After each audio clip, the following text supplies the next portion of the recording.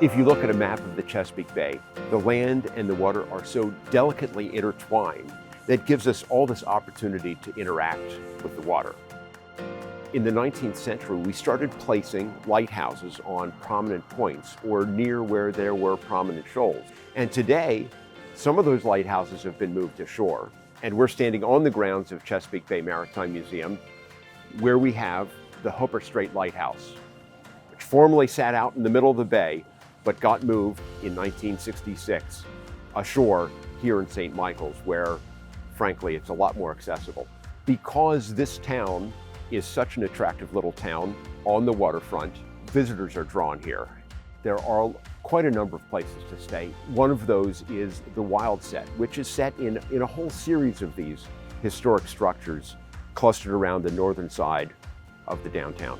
We serve our visitors in a series of restaurants, including the Crab Claw, which is just your traditional Chesapeake Bay crab house, where you can find the steamed crabs fresh out of the steamer, spread out on the table, and the whole routine that you expect from a crab feast. We also have what I now call the alcohol trifecta, with a winery tasting room, a brewery, and a distillery, Lion Rum.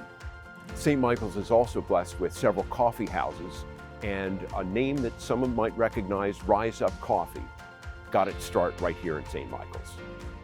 I'm Matt Meredith with Blackwater Adventures here in Cambridge, Maryland, and today we're standing in front of the Choptank River Lighthouse. The lighthouse is actually a replica of a lighthouse that stood in the Choptank River, which was built in about 1871. It's located right in the heart of Cambridge, in the heart of tons of food and great culture and places to visit. The Dorchester County Art Center is a great place to visit where you can see lots of local art. There's a great variety of places to stay while you're in Cambridge. We have a great B&B, the Cambridge House. Check out the local restaurants. Blue Ruin is incredible.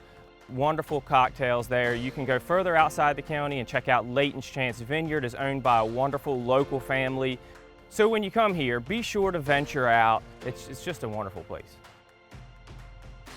Hi, my name is Chris Reel. I am the owner of Rent-A-Tour, a tour guide and receptive service here in Baltimore, and a certified Chesapeake Bay storyteller. And today, we're standing out on Pier 5 in front of the 7-foot Knoll Lighthouse. 7-foot Knoll Lighthouse is one of Maryland's oldest surviving screw pile lighthouses, dating back to the mid-19th century. It was originally positioned out near the mouth of the Patapsco River to warn the incoming ships of the shallow waters ahead. By the 1980s, more than 100 years old, it was in pretty bad shape, so it was completely disassembled and reassembled here at Pier 5 in downtown Baltimore. So you really can't tell Baltimore and Maryland's story without the water. We are here because of the water, and these lighthouses, these historic ships, tell us all about that history. And today the water is a great recreational asset. We have paddle boats, we have kayaks, we have folks out there just enjoying this beautiful waterfront all around downtown Baltimore. And there's so much to see and do. There are historic hotels that are located in repurposed buildings like the Sagamore Pendry Hotel. You can stay in a building that's more than 100 years old, which is really, really cool, right at the water's edge. So give yourself plenty of time. Make sure you take in all that we have to offer. I'm Vincent O. Leggett, matter of fact. I'm the founder and president of the Blacks of the Chesapeake Foundation. We really call it traditional ecological history or local ecological history.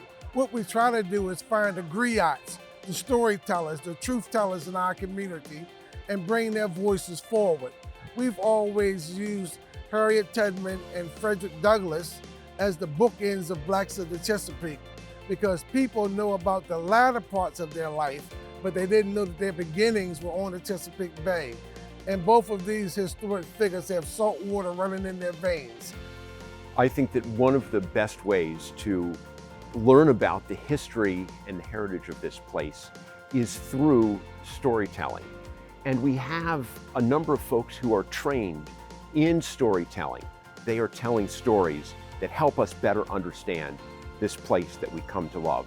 Come out and enjoy the bay. This is your bay, this is our bay. Let's come out and celebrate the Chesapeake Bay in all of its cultural and natural diversity.